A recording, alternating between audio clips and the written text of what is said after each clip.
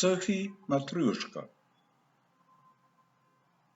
Sophie's mother was thrusting packets into kitchen cupboards already jam-packed with similar products. This was part of putting away the month's shopping. "Get in there, will you?" she snarled, as she forced 2 packets of macaroni next to 3 other packets of macaroni.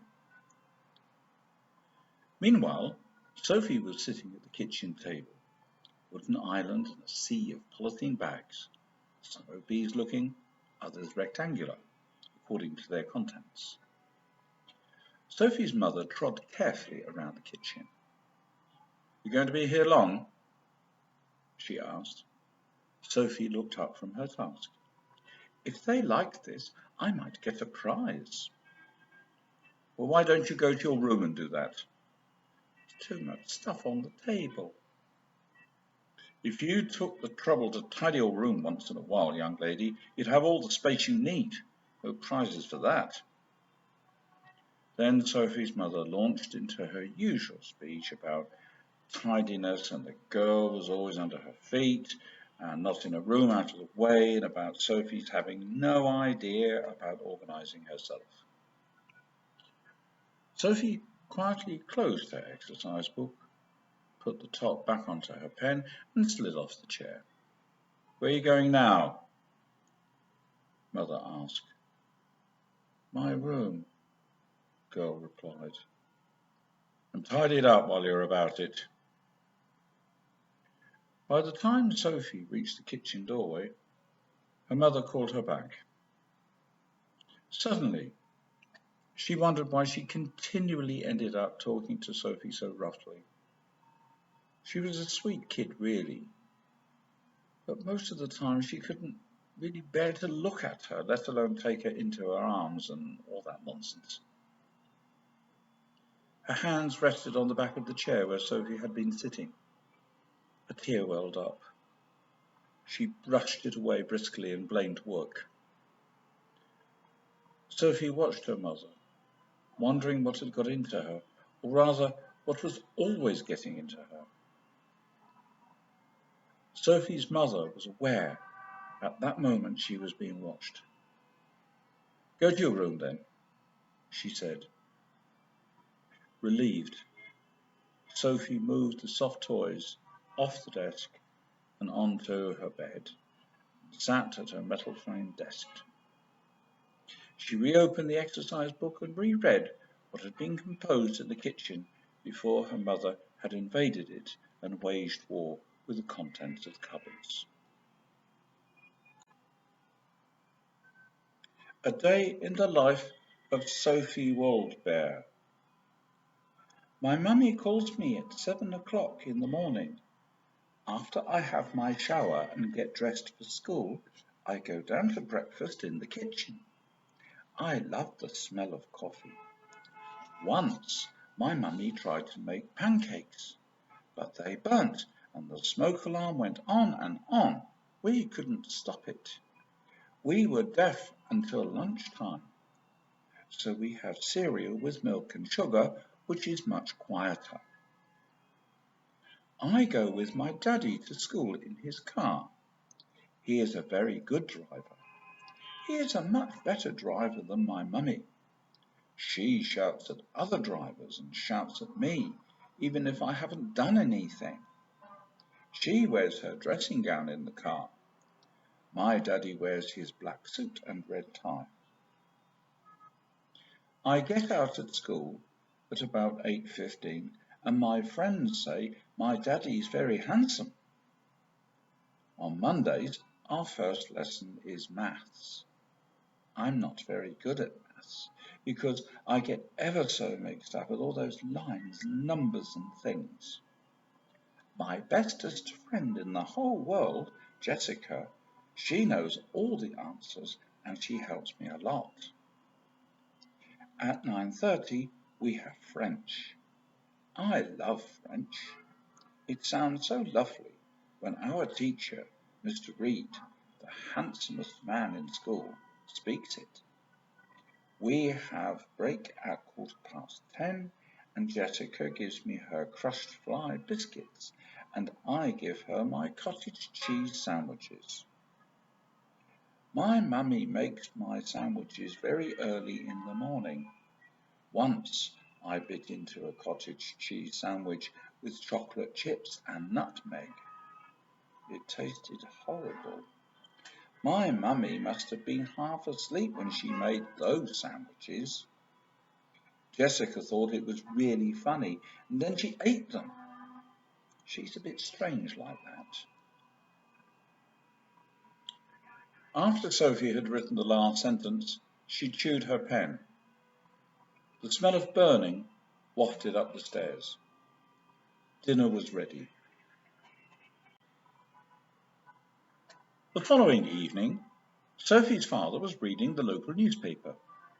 His eyes widened with excitement as he stumbled across something surprising. He told his wife and daughter to come and have a look at this. Sophie's mother glanced at the item in question and mumbled something about choosing a better photo than that one. Sophie squealed when she saw her day in the life story in print, and she was especially pleased to see her byline in brush script. The photo showed Sophie with a white bow in her hair and a pink cardigan. She was sitting at her desk with her legs crossed. Soft toys and recent birthday cards festooned her desk, over which hung a portrait of Harold Pinter. Harold Pinter? What was he doing up there? 3 days later, Sophie's mother was woken by the ringing of the telephone, which was odd because it chirped or bleeped shrilly, according to whomever had been fiddling with the dialing tone. Besides, this was a rotary phone in black bakelite with a brown braided cord. She picked up the receiver and listened. "Hello, is Sophie there?" inquired a deep male voice. "Who's calling, please?" "Harold Pinter." Mr. Pinter explained 2 things. Firstly, he was a playwright. Secondly, he wanted to do a fly-on-the-wall documentary about a day in Sophie's life. Explanations over, Sophie's mother asked if the playwright was dead. "Am I dead?" he said. There was a pause. "Should I be? Dead, that is." Another pause followed. "I thought," Sophie's mother began. "You thought?" Mr. Pinter prompted. Then a pause lasting for a few seconds ensued. Sophie's mother swallowed as she formed the next sentence that came to her mind. "I thought you died in 2008, she said. After a silence of a few seconds, Mr. Pinter replied, "That's not for some time, is it?" "No, I suppose not." "So your daughter can do this documentary?" Well, or I will have to find an actress to do the—" "She will, for £500. Sophie was surprised when Mr. Pinter gave her the script for the fly-on-the-wall documentary. It was only 3 pages long. Sophie had 6 speeches. There were many pauses and sections of incomprehensible dialogue about Pythagorean numbers and the contents of a dead cow's stomachs. Stomachs? With an S? Sophie wondered. "A cow has 5, Mr. Pinter replied. "Oh, just 5? "Yes." "That's not too many then." "They all digest the photosynthetic pathways." "Is that to do with cameras?" "You've heard of in-camera, haven't you?" "Does that mean that grass can grow in cameras?" "In a way. You see, in-camera means in secret." "So If there was grass in my camera, I wouldn't know about it because it would be a secret. Mr. Pinter nodded and smiled as a teacher encouraging a promising student. That's exactly the kind of speech and delivery I want in this documentary. Well done. Sophie had not the faintest idea what Mr. Pinter was talking about. Nor did Mr. Pinter. Sophie's mother turned off the television from the remote control. That was weird, she said. Sophie and her father were stunned until the latter ventured to compliment his daughter's performance. But what were all those cutouts on the set? He asked. Well, Sophie began, they were supposed to be you and Mummy and my teacher and Mrs. Grimshaw.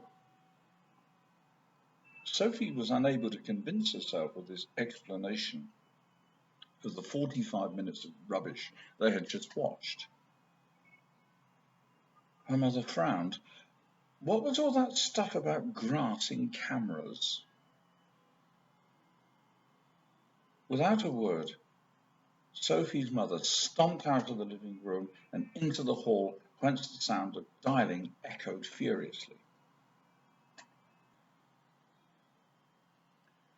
Mr. Pinter poked his head diffidently from behind the door of the program controller's office. Gordon motioned the visitor to a seat placed at a right angle to his enormous desk. The shelves behind the program controller were overpopulated with awards. The walls were covered with photos of Gordon, with a gleaming grin and shaking hands with the great and the good of the media and receiving accolades and promises of a knighthood, or, at the very least, an OBE and a Lifetime Achievement Award from Channel 4. Mr. Pinter took his seat, crossed his legs at the ankles, and placed his palms on his knees. Gordon was writing something terribly important, much too important for a minion like Mr. Pinter, on a sheet of headed notepaper. That Gordon was using a quill didn't strike Mr. Pinter as odd. Gordon finished writing and replaced the quill carefully in the inkwell. Now then, Gordon commenced, while I'm waiting for the ink to dry, I don't have that stuff they have in period dramas that they shake over their paperwork. I'd like to tell you about a phone call I've just received. Mr. Pinter's palms had grown a little sweaty. He leaned forward. Every word from the program controller's lips might lead to a prestigious award for his latest fly-on-the-wall documentary. I've just had a complaint from a Mrs. Waldbear. Mr. Pinter stiffened on hearing the word complaint. It's about that fly-on-the-wall documentary about her daughter, Sophie, Gordon went on. Mr. Pinter raised his eyebrows. Before you ask, Mrs. Waldbear said your documentary was rubbish. Worse, it made the entire family look stupid. Mr. Pinter's head fell forward. He wiped the palms and the underside of his trousers. He then pinched his brow. I thought I had reached the apogee of my career. A day in the life of Sophie Waldbear was a milestone on my road to greatness, or so I thought. And now they say it was rubbish, he lamented. Gordon walked round to Mr. Pinter, on whose shoulder he laid a paternal, compassionate hand. You can remake the documentary. This time you could use Sophie's parents, not cutouts. They couldn't afford time off work to perform. But we can't use actors. We can't afford them. We have to budget for the fire damage to our studios in Stoke-on-Trent. Fire? Stoke-on-Trent? Yes, Harold. Apparently, some locals torched the studios in protest at our programme content. Not everyone is as broad-minded and as educated as I. Anyway, we could compensate the Wall Bears for lost earnings, a fraction of what we'd pay for actors, even rubbish ones. But the Walled Bears are in the wrong dimension. Wrong dimension? Well, I'm dead in theirs. What on earth are you talking about? Before I die in 2008, can't we use the cutouts? No, they were destroyed in the fire. A few seconds later, Mr. Pinter snapped out of his despondency. He was seized with renewed enthusiasm. His eyes widened with excitement. He proposed bringing Sophie into a white studio with a whiteboard, and he would draw stick figures on the board to represent the people in Sophie's life using stop-motion photography and make a cartoon of a day in the life of Sophie Waldbear.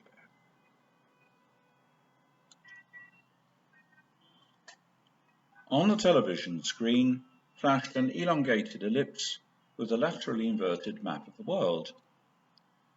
"And now a choice of viewing on 11th Dimension television," said the voiceover. "On BBC One, Match of the Day.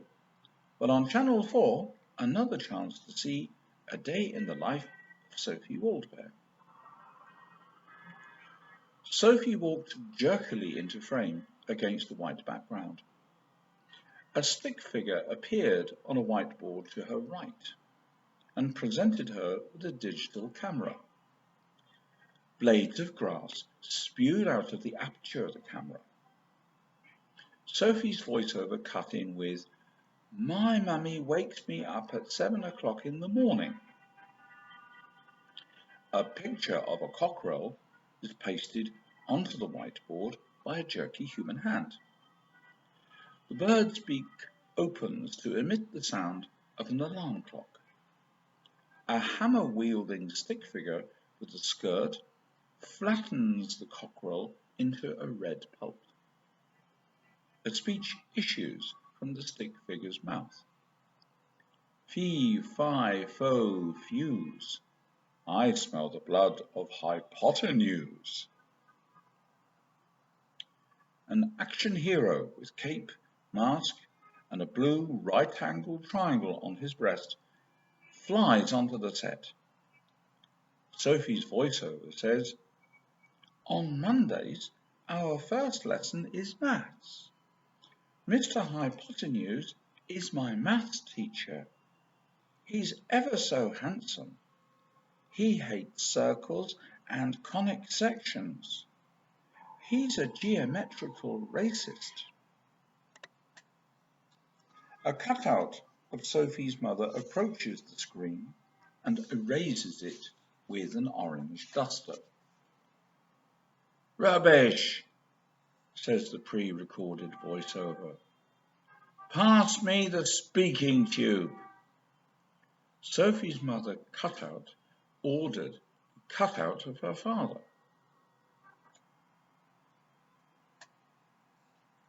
A cutout of Sophie's mother approaches the screen and erases it with an orange duster.